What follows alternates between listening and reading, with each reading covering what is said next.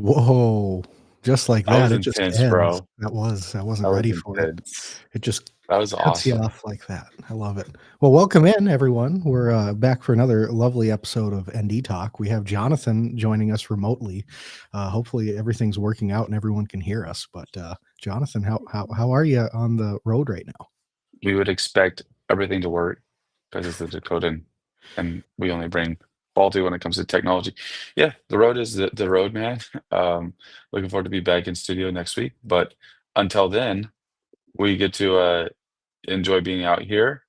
And I hear you guys have some big stuff going on this week in Minot this weekend. Of course, it's Fair Week. Before that, it was like 40 degrees this morning. It was cold out in July up here. I don't Why'd you do understand that, what it man? is. It's because you That left. like You took all the it's because I weather with left. you or something. We'll go Yeah, with that. Yeah, you well, do. we're in Oklahoma, so it's like 50% humidity all the time, and then they tell us that it's not even bad. We got a They tell tornado us that yet? no, but actually when we drove through down, um, it's interesting because like those thunderstorms and everything else right behind us. They were following you. Oh, it's lovely.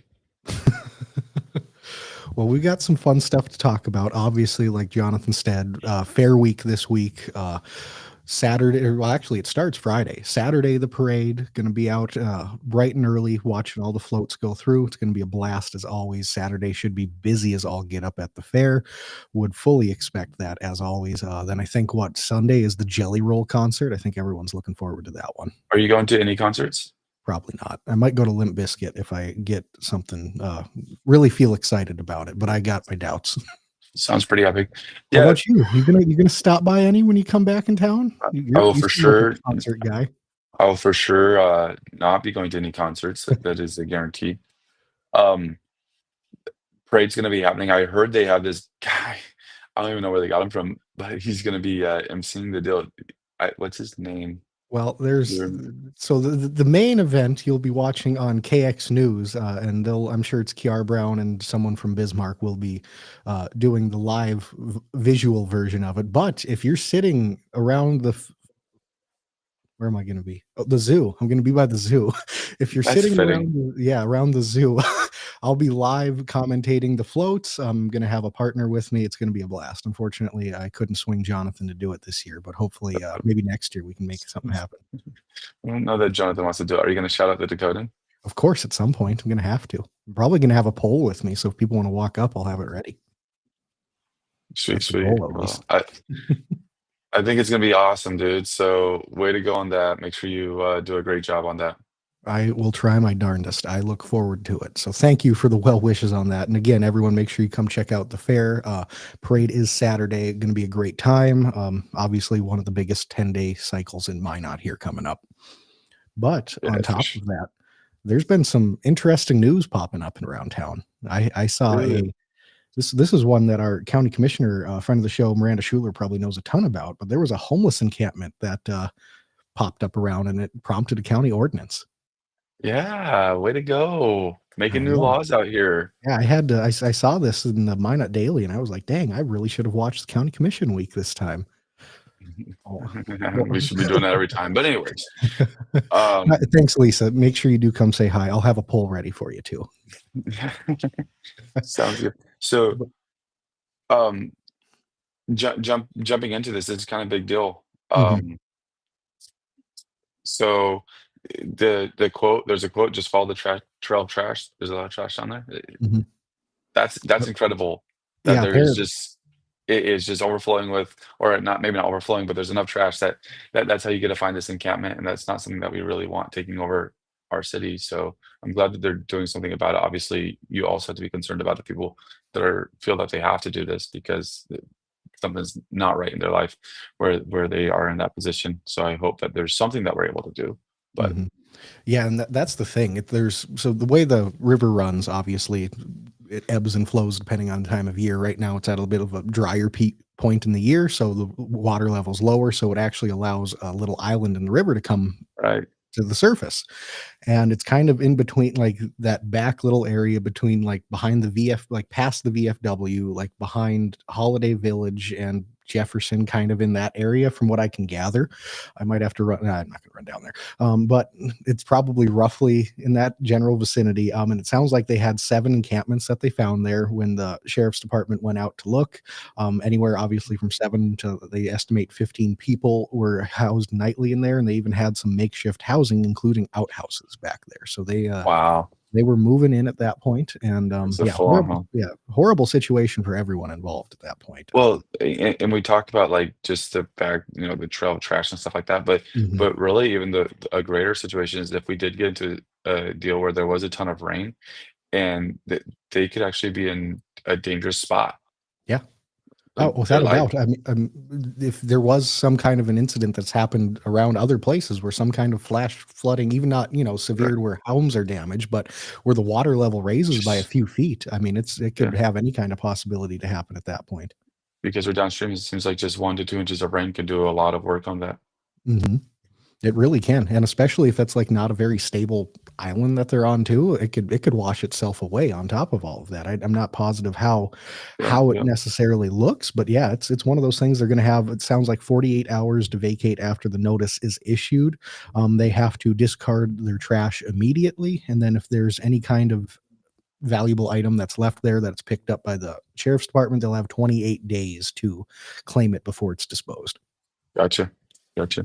Very good. Well, I'm glad that that was caught and that they're gonna, uh, definitely take care of it, and I agree with some of the concerns. You have the legal challenges that potentially could come up if it didn't get taken care of, but you Mhm. also just relocating these people Yeah. because their lives are in a bad spot if that's where what they feel like they have to do. So figuring out some kind of alternative. But that's one thing that some wanted us to talk with the mayoral candidates about it more is it doesn't feel like there's a lot of great solutions for people that are going through difficult times in Minot Mhm. in that area. And that brings up the question of whether that's something that city government should be involved in, or in For this sure. case, county, or not. I understand that there's like levels to that conversation, but it's definitely something that we see pop up. So it seems like maybe whether it's just awareness or whether we actually need another system in place, who knows? Yeah, and that's one thing I know. I think it was over the winter months and kinda into spring where it was talked about a lot, where Minot doesn't necessarily have a permanent homeless shelter for, like, men only. I know there's some limited Hmm. homeless shelters for families and for, women and children, but this who knows who's living there. I can't say on that specifically by any stretch, but really looks like, and like you were saying too, you can't push this one way or the other too far, because now all of a sudden you're going to have Minot trying to form its own city ordained, homeless shelter. And I feel like Yeah, that's maybe not the move Minot would love to go right right. now, but also something needs to be done with this situation. I know I was in Bismarck recently too, and we'll eventually transition to something else, but this is still relevant. And just driving from the north end of town to downtown by the like St. A's and Hmm. Sanford down there. I saw at least like 4 different places where there were homeless people set up on the road Yeah, panhandling. And I mean, it's summertime. That's not something shocking, but it shows that it's becoming more of a, it's not just localized here in Minot. It's across the state as well. right. Well, I think North Dakota's been we're always protected from it because of our winter months. Yeah. When you go out of state, it seems like you're always a little bit surprised by how much it has happened in the larger cities, where there's just you'll just drive down the highway when you start getting closer to the inner city, and Mhm. there's tents, there's everything going on, and it's Oh always just yeah. a little bit surprising. Um, Like, I remember but going down to Minneapolis last fall for a Vikings game, and when we yeah, were riding on the tram train from our kinda by our hotel to the stadium, you would look out and there was a couple areas, like, near some overpasses and some bridges where there was, like, a dozen tents, just an encampment of people made there, and it's like, it's gotta be a horrible situation. right, it's not how it used to be. Um, for sure it is. Well, glad they resolved, and hopefully that there's some more stuff that can happen in the future. Yeah, they're taking care of it. Love to see the county commissioners coming out like that. Probably the right thing that needed to happen, especially the area it's in. I know there's been a lot of theft reported over there now too, likely stemming Yeah, from this. I guess you can't guarantee it, but when you see an uptick in something and then you see something like this in that same vicinity, one can feels put like things cause and together. effect. Yeah. A lot of, yeah, crazy, right? Right, yeah, for But sure. I also, so I mentioned Bismarck. Did you see any of the pictures that were getting posted around on the traffic jam down there yesterday? I didn't see the pictures, but I've seen a lot of outrage. Yeah, there is a ton. Like it apparently somewhere between where it transitions from Bismarck to Mandan, right now roads kind of all bottleneck into like a one-way system or a two-lane system. So one lane each direction. And obviously in that area during rush hour traffic time, it gets just congested. I know I saw a pic. I think it was Dustin Gallerlo, a friend of the show, shared a picture on his Facebook from someone else, and it was just as far as the eye can see, standstill traffic sitting there, and it that had to be terrible. I talked to an aunt I have down in Bismarck last night. She was confirming that her in-laws that are down there were trying to go to Mandan to get something to eat. They had to sit for over an hour trying to get there, and something that should have taken 15, 20 minutes. And lo and behold, when they get to the place they were going to eat, it's closed. Well, yeah, because they Because probably have a lot of people not going right now. They're not able to, sit in traffic that long. yeah, it's not Eh, worth it. right, yeah, and if your family knew how long it was gonna take to sit in traffic, maybe they didn't wouldn't have gone. That's just insane, that's crazy. Mhm. It sounds like it potentially well, we were talking about this same topic concerning Minot recently, Yeah. where it feels like they just cut all the arteries off, and I know they don't in Minot. I know Mhm. that it's a conversation that they have, so I'm not trying to dog Minot here. It's a conversation that they have about the arteries that they're closing and keeping open, but it's something where there is perception and there's reality, and right now perception is terrible with this stuff, and it sounds like Bismarck and the NDDOT actually messed up on this one where they did cut Mhm. too many arteries off at once. I don't know if it's emergency situations, um, or not, because that could play into it, but still, that's just terrible. Yeah, definitely from a lot of the comments I've seen in the area of down there, it seems like they're putting a lot of fault on the NDDOT. I obviously I haven't dug into it to figure that out one way or the other, but it sounds like, or at least it looks like there was probably something that wasn't foreseen in this situation here, some kind of Gotcha. oversight that was had, and unfortunately, yeah, they're sitting, they're stuck in really bad traffic situation down in Bismarck. So if you're trying to Yeah. get across town, whether it be, I think north south is pretty okay, but if you're trying to go anywhere east west, it's probably a bit of a struggle right now. If you're Your trying to cross pain the river. is heard. Your pain is heard. Yes, we are seeing you up in Minot, and we can vaguely sympathize, but to that kind of standstill traffic, I haven't seen yet. But I know here in Minot, I have had definitely a few blocks of backed up traffic when you get on Broadway. It gets pretty Yeah, bad a couple times a day right now. for sure, for sure. There's Ward County got some money. Yeah, man. We kind of talked a little bit about this on Tuesday with Lisa when it first kind of came to the light, but a little bit more details coming out now. So, a whole new transportation corridor to connect Southwest and Southeast Minot, kind of going to help reduce some congestion. And there's that, I guess, County Road 16 and then South Broadway as we continue to grow, especially in the southern part of the city. Ward County got over $4 million from the DOT to work on this program. It's obviously still all in the planning phase right now, but the goal is eventually to make a better intersection between the Highway 83 bypass and the Highway 2 intersection, and then as well as Highway 2 and Burdick, along with some county roads on the south, connect everything a little bit better down there.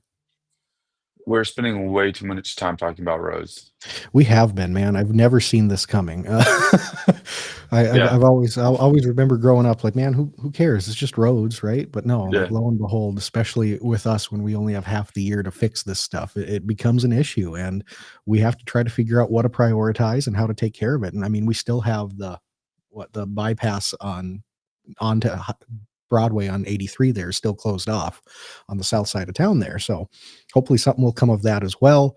They have this figured out, but obviously it's still in the planning stages. So it's probably going to be several years before any construction actually starts on it. But should be a really nice intersection that they end up getting worked out, or at least something that should make stuff a lot less congested down in that area. for sure, for sure. Well, I mean, it's great to see that grant money. Obviously, Yeah. that creates a whole nother conversation that we've heard a lot about at city council. Yeah. But not sure that I want to jump into that today. But Um, but hey, the yeah, money is there at least as of now. yeah, that's true. That's Yeah, true. Maybe it all it goes is away. also, if it takes 3 years, to actually start building stuff, is the 4,000,000 gonna be enough then? Well, already 4 million doesn't sound like enough. I know it really Obviously, does. it's gonna be combined with other stuff. Yeah, there will. I'm sure there's going to be county and city. So this is probably one of those linked up partnerships where you have all aspects of local up to the national level taking care of something. Yeah, for sure. So that That's sounds what like it it'll feels get like. done real fast. Yeah. I mean, hopefully it doesn't take too long, you know. Yeah. No, But no, it'll be good. Good job on getting the funding. yes, All right, we're applause. If I we're had we're the dancing soundboard, around. I'd hit the button. Yeah, yeah, we would have the applause. Um, we're dancing around topics, but we have a big topic that we're gonna talk about here soon. Maybe not quite yet, but just wanna tease it, make sure that everyone stays tuned because the AG is at work and now he's getting some, pushback on some things. Um and the ethics commission has been probing his conduct. So it's something that's interesting. There's been perceptions that we talked about Mhm. throughout the legislative session, and now we have something like this coming to the surface. So we're kind of interested in talking about this. We're going to Mhm. do that after the break. So we have a couple more things, but make sure you stay tuned to after the break when we dive into the Attorney General and an ethics commission probe concerning his conduct towards staff. But there's some more stuff that's going on at the national level that affects North Dakota. One thing is his call for permitting reform in DC.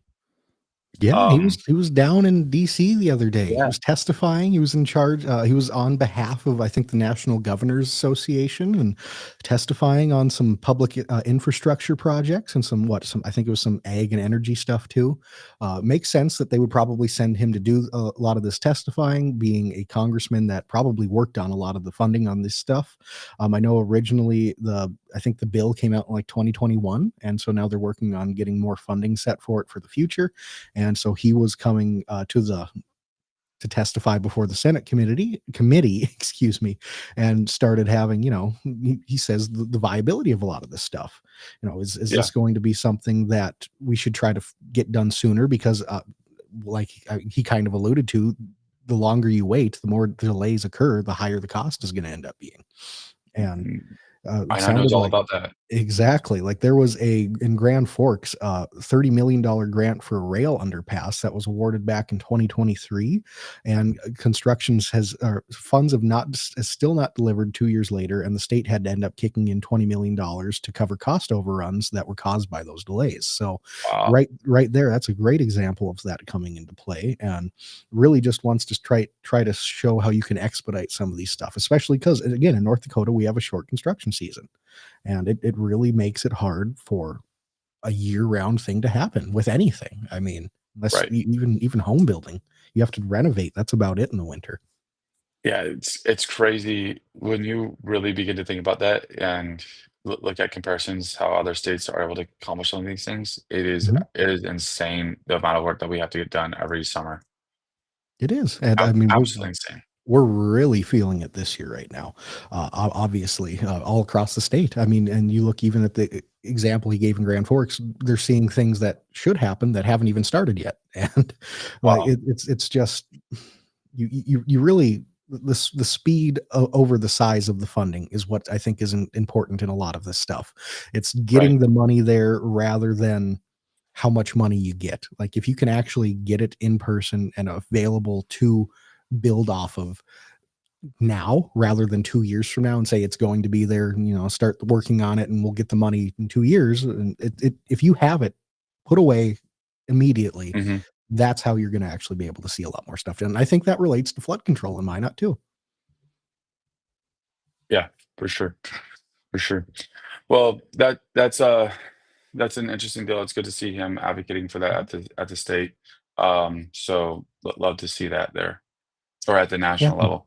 Then Armstrong, he also yesterday, President Trump signed the Halt Fentanyl Act yesterday, and I guess Armstrong was over there as well. Apparently, back in 2022, he sponsored a similar bill, so I'm sure he was happy to be at the White House with that signing, seeing it come to fruition 3 years later.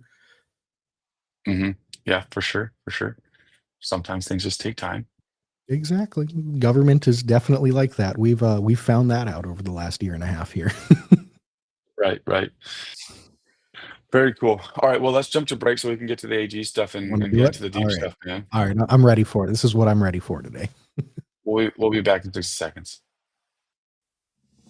In the demanding world of oil and gas, precision, safety, and efficiency are non-negotiable. Unmanned operator drone services revolutionizes how you monitor, inspect, and manage your operations.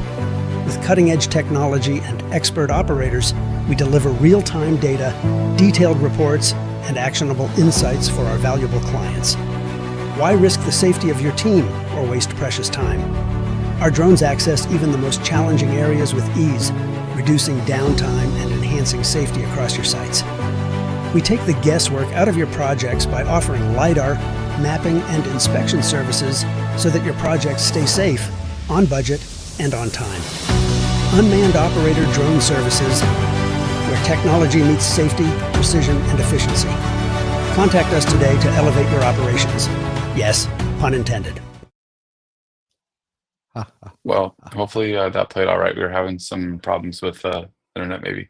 I heard it okay on my end, but I mean, yeah, it looks like Right, looking back on it on the Facebook Live here, it looks like it went by okay. So, unmanned operator drone services right. always Yeah, here for us. Love to see them. Great ad as always. No pun intended. At the end, I love that. absolutely. All right, break down this stuff, man. This is big stuff. All right. So yeah, we have some more news coming out with the ethics commission here. Obviously they were established a few years ago thanks to a vote by the people. The commission came to be. It is supposed to enforce and outline, ethics violations for our legislators, for our statewide elected officials. So if anything comes to light, they're in theory supposed to be able to handle these situations. Well, a lot of times for the first few years here, they haven't necessarily been given the power to handle a lot of those situations the way they'd want to.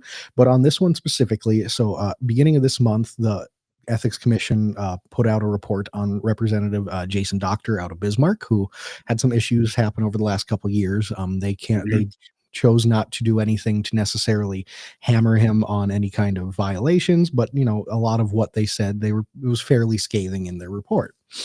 And with that, Attorney General Drew Wrigley criticized the report on that. He didn't like how they handled it, and I think if I remember right, he also thought that they were too powerful in their own sense, but also like not like they're doing anything, but they have too much. Their hands go too far. They can touch too much, kind of thing. Gotcha. And so with this new situation that's coming out, the Ethics Commission is claiming that the Attorney General's office was withholding some information potentially, that there was a chance of it. And Wrigley Oh, came out interesting. and claimed it was patently false, no chance this was a thing. All records were provided except those that were tied to ongoing investigations and active court cases. So Hmm. I feel like that's probably excluding quite a bit in the grand scheme of things. And then he also accused the Ethics Commission staff of being inexperienced and not having good judgment. And that led the commissioner of the ethics commission to come forward and say that it was, those were felt like they were personally attacked, and some of the comments from the attorney general were out of line.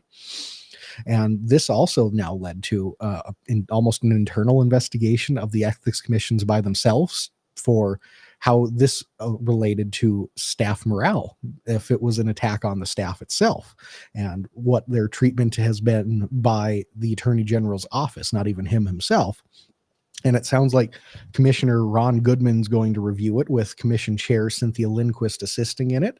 And they're likely going to consult state HR to help work through this issue. And I don't know, this just sounds like another one of those things where someone's calling out the attorney general and he doesn't agree with it. So he is very vocal on not agreeing with it. Right, right, yeah, and that's what's been really frustrating about him is that seems like when if you do not agree with the attorney general, he's going to come out against you strong, and Hmm. he's going to. We saw this with the veto Hmm. that Armstrong did. That is clear. It's clear and obvious. There's a mistake. I He think at this admitted point, to it being a mistake at one point. yeah, they've admitted to the mistake, but now rather than following what seems like the regular course of action that would be taken to cover a mistake, they're trying to say because the intent. I mean, if I killed somebody, my intent was to not kill somebody, I'm still gonna have to suffer the consequences of of something like that. That's Exactly. how the law works. That's Yeah. how the law works. And And so, yeah, go ahead. again, the biggest thing I think that this is an issue with is just setting up possible precedent for something later that is actually serious, much more serious than this situation. Right. Obviously, cutting $35 million in funding isn't something you want to do, and it can harm a lot of people, but that's something that's theoretically an easy fix and resolve. And according to the Attorney General, the intent resolves it. So what if we get into the future and there's something with a little bit more murky intent, and all of a sudden, because they can reference this past situation, Right. we can just say that, he intended to, cross off more than he actually did. So instead of cutting, 5 million from this project that the future unnamed governor doesn't like, he wants to actually cut out, double it, but he only cut out a certain amount. So then the attorney general can say, well, the intent was to cut out the entire line, and it's fine. We'll just roll with it and cut it because that was the intention, not what actually occurred on the paper. And to be fair, I feel like anytime that you put yourself in a position where you're going to be the one that is figuring out um, someone's intent or not, you're putting yourself in a very, very murky spot Hmm. where um, you're trying to take on too much power. Yeah. That's what it's down to. You're trying to take on too much power. Yeah. That's ridiculous and should not be tolerated. Because what it boils down to, like, the commission was originally formed to effectively be a watchdog of the state government, to make sure things aren't happening, whether it be backdoor deals, unnecessary issues coming to light with some former attorney generals that have happened in the past, trying to watchdog for some of these situations. And now you have this coming to light. I know there was a situation where I think it was Governor Armstrong even came out. I think it was earlier this week or last week, and they were talking about the Ethics Commission and saying that he was against them requiring travel payment or documentation of travel from state legislators. It was something along Okay. those lines. I'd have to look it up to double check, but I know that the Ethics Commission wants state legislators and state officials to be required to document if they're given money to travel out of state, out of city, whatever it might Mhm. be. And I think Armstrong came out against that. And I don't remember the specific quotes from it, but he came out not in favor of that, saying that it was pushing the boundary and they were taking, again, too much of a step forward on this. And it just feels like we're just hamstringing the Ethics Commission at this point. Like, why even have them be there if they're just going to Right. say, hey, we think there might be something wrong here, but we can't get access to the right stuff, so we don't really know. And then if there is Yeah. something wrong, we don't have the authority to actually punish these people. So sorry. It's crazy. I don't know. I really enjoyed the work that you did on that NDIC article. Thank you. Again, looking at the consolidation of power that goes on in North Dakota. And it really got a lot of attention because it's something that is really starting to come to the surface. And I hope that people get excited enough that they begin to ask more questions and hopefully even get to the point where they maybe even demand change on this if it's deemed necessary. Well, yeah, and here's the thing too. It's not none of what I put out. I hope I didn't come off as saying the NDIC is bad, because I think what it does at That's the not what heart was of said it, at all. yeah, no, I don't want it to be framed that way, because I think the NDIC is it's at this point necessary, and B, it's done a lot of good things for the state too. It is still Mhm. at its heart was formed to control the state-owned agencies, be it the Bank of North Dakota and the state mill, and it still does that Right. to this day at a fairly good job. It's just all of the extra stuff that's been tagged on to it as well over the last 80 years, effectively. That's where I find a lot of the issues Yep. at. And also, now that we're into the mid 21st century rather than the beginning part of the 20th century, I think we're now starting to look at, there's some potential changes that could happen to it. Maybe you could expand it to 5 people. Maybe you could take, the attorney, we talked about this last week, take the attorney general position off of it. And this isn't anything against Wrigley. This is just the generality of having the attorney general position on that commission. It just feels like you're opening up the possibility for any kind of future action against something the commission ruled on to now all of a sudden be clouded and murkied.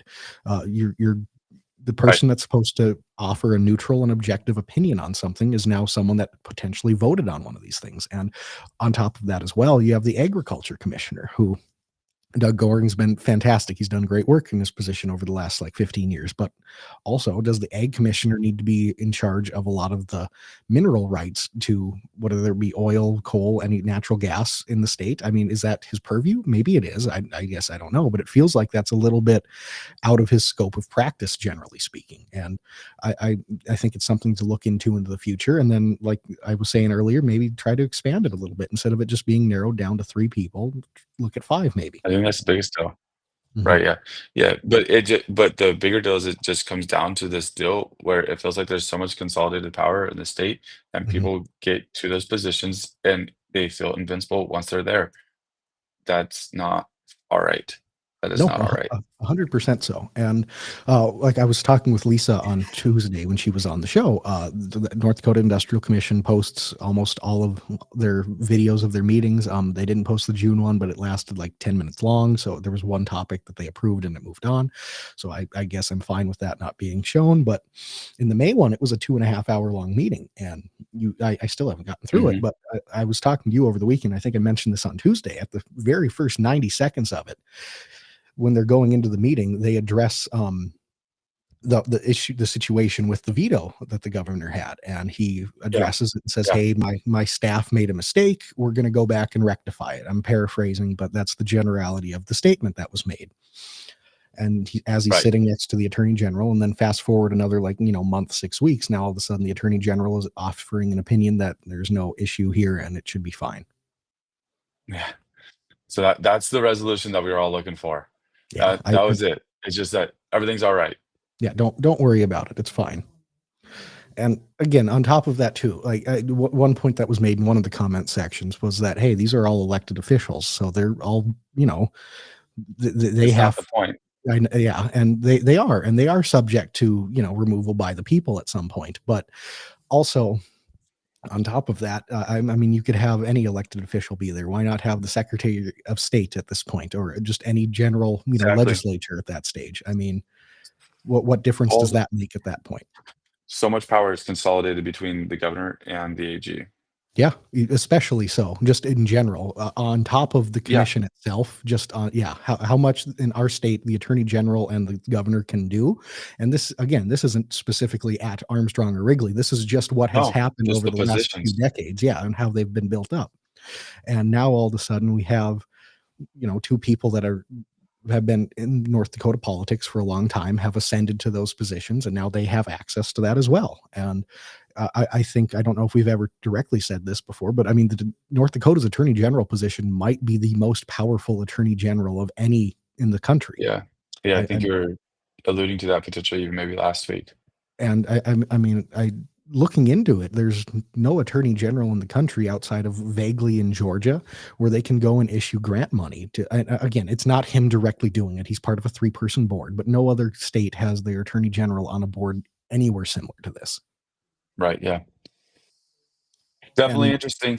you look at the past a little bit too, and this isn't necessarily a new situation. I mean, you go back even just a couple months to the beginning of the legislative cycle, and you had a big, not, I don't want to say scrum, but a big back and forth between Armstrong and Wrigley, because Wrigley was pushing for a new definition of the North Dakota penal system, effectively, of how criminals were defined and how their recidivism could hopefully be affected. And Armstrong was very heavily against it. And that was probably back in February, Mhm. right at the start of Armstrong's term, where they were initially going at it a little bit back and forth. I think we even talked to Rob Port about it when he was on.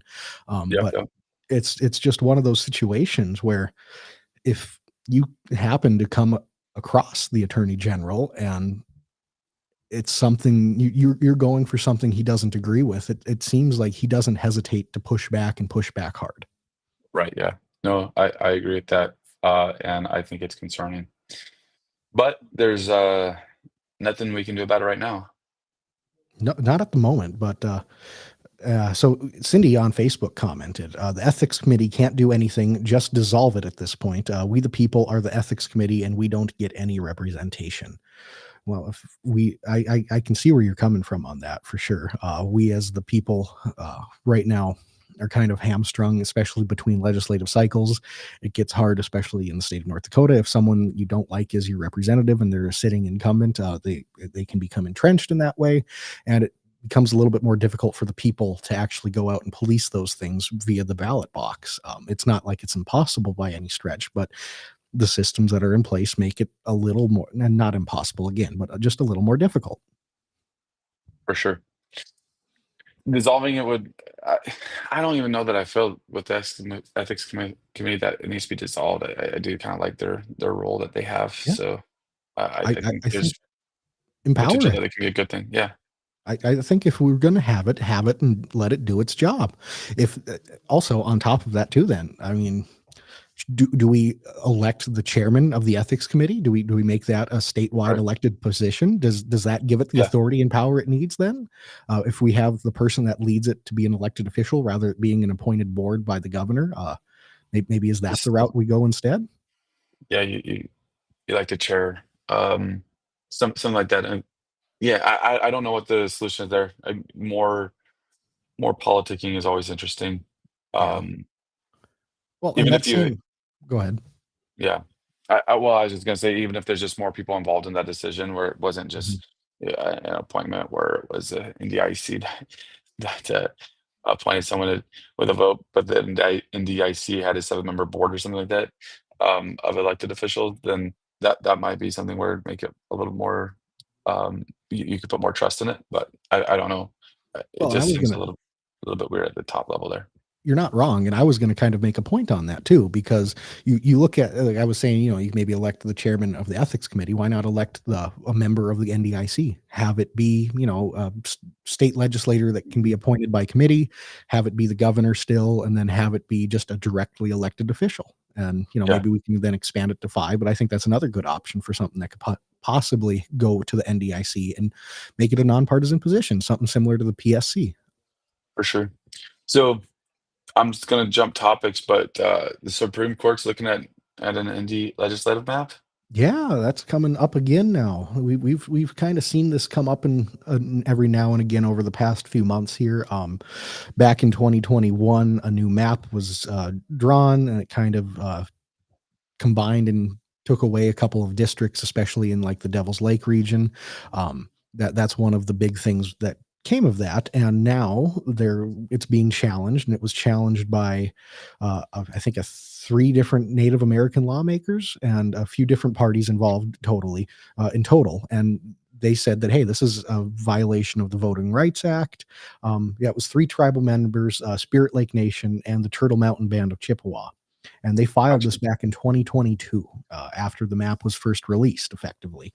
And they said, hey, this is something that violates the Voting Rights Act. You're taking away our constitutional rights in this regard. And back in 2023, U.S. District Judge Peter White sided with the tribes and ordered a new map to be drawn. So in 2024, a new map was adopted with District 9 now including 2 reservations. And then fast forward to this year, that ruling was reversed, saying that private citizens can't sue under Section 2 of the Voting Rights Amendment. So North Dakota State agreed with a ruling and said that the 21 map wasn't discriminatory. So now looking at it, it's going to end up probably going to the Supreme Court. The state must respond to the Supreme Court by July 22nd, and likely sounds like they're going to have to end up changing it at this point. Interesting. It's crazy. How will that affect many of our legislators? I know, like when we had Kent Weston on a few weeks back, he would be one that was affected by it in District 9. I think like District 21 as well. Those are definitely going to be some people that are affected over there. And now all of a sudden, yeah, we might all have another redraw twice in a decade, which isn't something that you see too often at this point. Yeah, for sure. Yeah, and That'd be crazy. It would be just we'd have like 4 different voting maps throughout the 2020s, because every census period you're allowed to redraw based on population distribution if it changes and everything. That makes sense. I guess this one's been a bit of an issue. Right. And I don't know. Judges will decide later if a longer stay is needed for during the litigation period. But as of right now, the plaintiffs have a petition for full Supreme Court review that should come up in October. So it sounds like Gotcha. it's trending towards it's probably going to change. But again, well, the way the Supreme Court set up, never say never in that regard. Never say never. That's the truth. Interesting. Any mayoral race updates? Oh We're man, getting down so much to has the happened. town, man. I can't even explain, man. Yeah. No, Uh-oh. I don't know if we mentioned this on the show. I've talked about it a couple times maybe, but I know in the parade on Saturday we have two mayor candidates. We'll have Mark Janser, Rob Fuller have floats that'll be up and about. I know over the last weekend, there was some phone canvassing being made by a couple different candidates and their Gotcha. parties, and it sounds like it's heating up, man. It's almost It's- here. We're less than 3 weeks away, dude. I can't even imagine it. Like I You haven't voted even, yet? no, I say, like I said, I'm gonna do it the day of. That's right. You're going day off. I'm gonna try to be there bright and early at 7. Hopefully it's not too packed, and I'll get in, get out, and be up here for the podcast at 9. Yeah, for sure. For sure. Classic Marriott talk. And I know I already mentioned this, but you're going to be doing any exit polls? Like I think we were saying, if you do it, I'll do it. If you want to do it Oh, with yeah, me. yeah. All right, we'll be doing it. We'll make it happen. It'll be a blast. I'm going to be doing polling at the fair throughout the fair time. So if you want to participate, reach out. I'm getting that made up today. I'm going to try to make it a little bit more official. So I apologize if it requires an extra step or two in taking it, but I want to try to streamline the process a little bit and make it, official. Really? You're trying to make this an actual poll? I mean, I'm going to try. I'm not going to say it's going to, wouldn't that mean that we'd have to get more information about the person or verification on the person? And I'm trying to figure out how best to make that work. If it's just an email address, or if I'm going to try to do more than that, I don't know yet, but we'll see how it works out for at this point. Well, it's a good time. It's a good time. Look forward to seeing those numbers. I look forward to seeing this resolved and being able to move on from this. It's such an interesting race, and we're right into budget season. Yeah, well, there's that, but I have no idea how it's going to play out.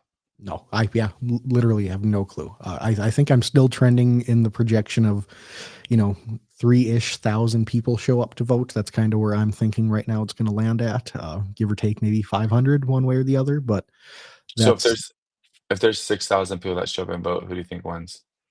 I'd be shocked. B, I think it could be.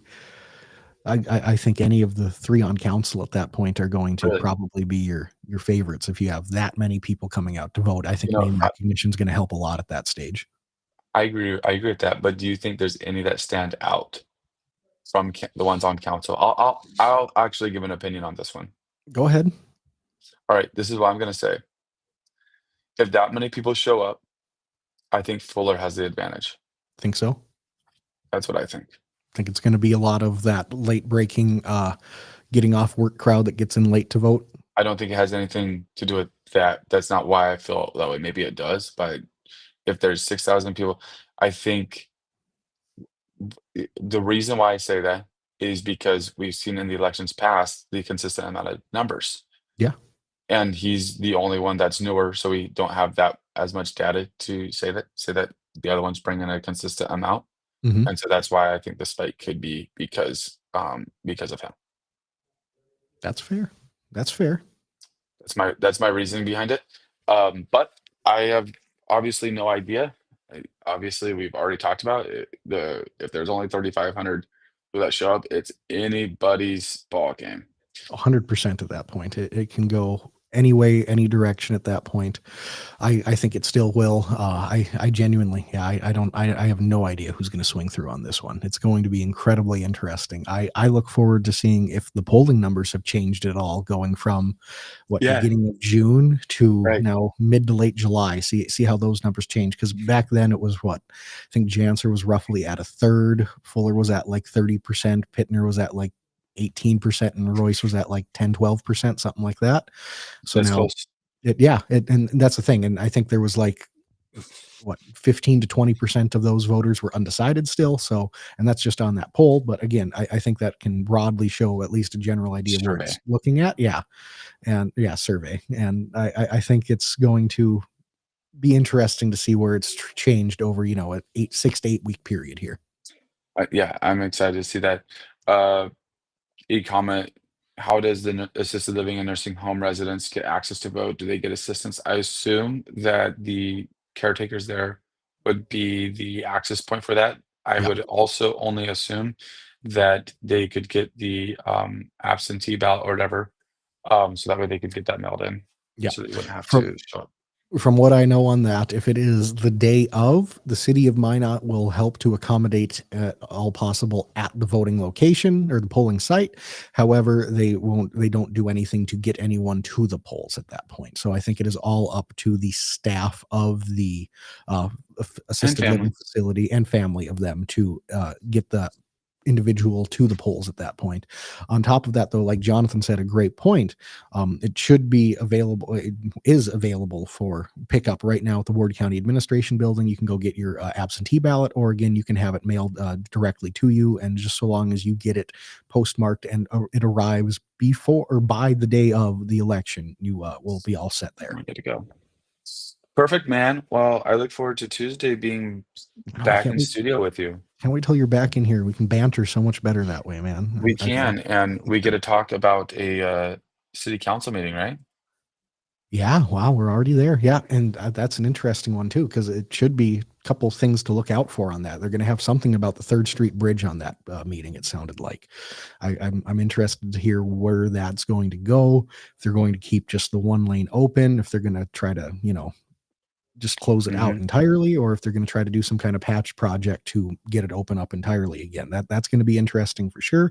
And then on top of that, something that you and I don't think have talked about on the show yet, city manager Harold Stewart and what his potential future is still, because I still haven't Yeah. seen anything from Pasco, Washington, where he interviewed for his second city manager position.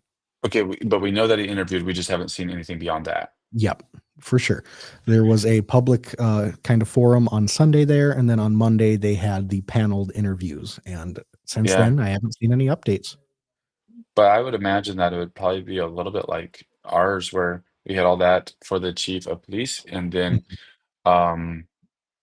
it took a Couple weeks. couple weeks, and then there was a decision that was made. Mm-hmm.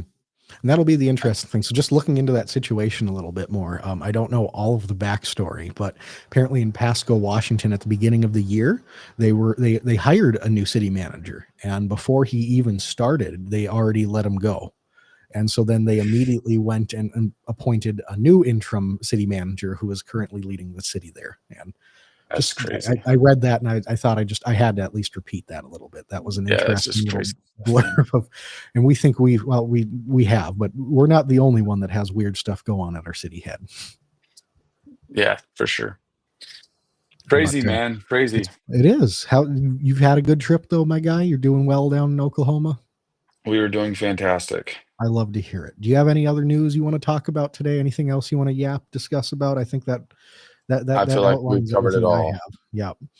I think we're good to go. It's been a blast, Jonathan. Thanks for making this work remotely. You made the magic happen again, as always. Well, we're good. It's been good. Glad. Thank you for everyone watching. Make sure you like and subscribe. Hit that subscribe button for sure. Hit that subscribe button. We got some exciting stuff coming. We even might have some off YouTube stuff coming, off Facebook stuff, community things that we're looking at getting formed. So make sure you stay tuned for some pretty cool updates we have coming up. Without a doubt. Absolutely. Thanks for watching. Have a great rest of your day.